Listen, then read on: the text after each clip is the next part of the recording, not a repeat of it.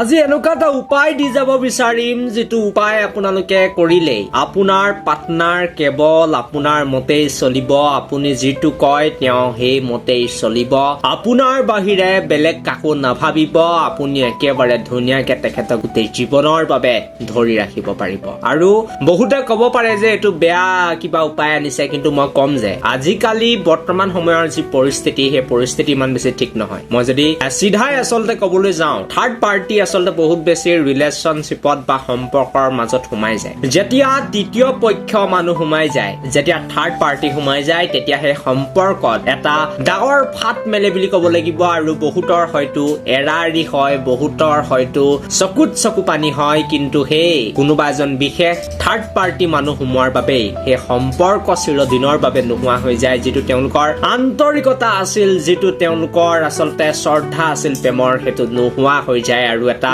পবিত্ৰ সম্পৰ্ক পান খোৱাৰ আগতেই ভাঙি যায় বুলি ক'ব লাগিব বা যাক আপোনালোকে ভাল পায় তেখেতৰ লগত বিয়া নহয়গৈ বা এনেকুৱা বহুতৰ হয় যে আপোনাৰ মতে আপোনাৰ হয়তো পাৰ্টনাৰ নচলে বেলেগৰ মতে হয়তো চলে আৰু আপোনাক একেবাৰে গুৰুত্ব নিদিয়ে গতিকে আজি যেটো মই আপোনালোকক এটা বহুত বেছি most powerful danger Angel number দিবলৈ গৈ আছো যেটো এঞ্জেল নাম্বাৰ আপোনালোকে জাস্ট হাতত লিখিব লাগে আৰু হাতত কোনটো কালাৰৰ পেনে লিখিব লাগিব কোনটো কলমে লিখিব লাগিব হেতু জনাই দিম মুঠতে হেতু যদি আপোনালোকে কৰে এঞ্জেল নাম্বাৰটো যদি প্ৰায় 40 ডেজ লিখে মই নিশ্চিতভাৱে ক'ব পাৰো যে আপোনাৰ পাৰ্টনাৰ আপোনাৰেই হৈ থাকিব আপোনাৰ মতেই তেখেত গোটেই জীৱন চলিব কিন্তু এই ইন্টাৰেষ্টিং ভিডিঅ'টো আৰম্ভ কৰাৰ আগতে আপোনালোকে নিশ্চয় ভিডিঅ'টো এটা লাইক কৰিবই লাগিব এনেকুৱা এটা সুন্দৰ ভিডিঅ' আনিছো লগতে চেনেলটো সাবস্ক্ৰাইব কৰি ল'বলৈ নাপাহৰিব আৰু মই ডাইৰেক্ট এতিয়া আহি যাব বিচাৰিছো আজি ভিডিঅ'টোৰ মূল বিষয়টোলৈ বা টপিকটোলৈ আৰু মই কৈছোৱে কিহৰ বিষয়ে মই আলোচনা কৰি আছো বা কিহৰ ওপৰত আসলতে আজি এই ভিডিঅ'টো হৈছে আৰু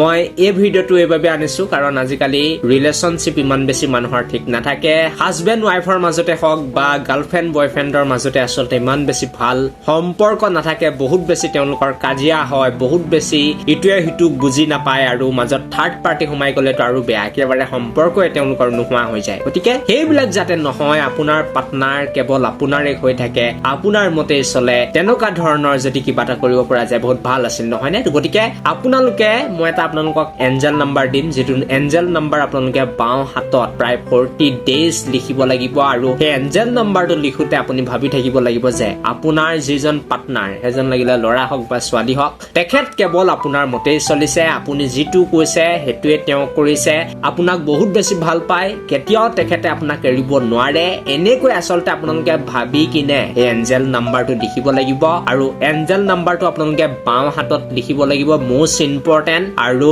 এঞ্জেল নাম্বাৰটো আপোনালোকে কি কালাৰৰ কলমে লিখিব বুলি ক'লে মই ক'ম যে পিংক কালাৰৰ কলমে আপোনালোকে মোষ্ট পাৱাৰফুল এঞ্জেল নাম্বাৰটো লিখিব লাগিব আৰু এঞ্জেল নাম্বাৰটো আপোনালোকক মই জনাই দিব বিচাৰিছো 544916 মই আপোনালোকক এঞ্জেল নাম্বাৰটো স্ক্ৰীনতো লগাই দিম আপোনালোকে নোট কৰি ল'ব আৰু এই এঞ্জেল নাম্বাৰটো আপোনালোকে প্ৰায় 40 ডেজ লিখিব লাগিব আৰু লিখাৰ কোনো ধৰণৰ নিয়ম নাই আপোনালোকে যিকোনো টাইমতে লিখিব পাৰে কিন্তু লিখাৰ সময়ত আসলতে আপোনালোকে ভাবি থাকিব লাগিব যে মোৰ পাৰ্টনাৰে কেৱল মোৰ কথাই শুনিছে মোৰ বাহিৰে তেওঁ কাকো ভাল নাপায় কেৱল আপোনাকে ভাল পায় এনেকৈ আসলতে আপোনালোকে ভাবি এই এঞ্জেল নাম্বাৰটো 40 দিন লিখিব তাৰ পাছত নিশ্চয় আপোনালোকে প্ৰমাণ পাবই বাকি যি কি নহওক এই ভিডিঅ'টো ইমানটোৱে আছিল থ্যাংক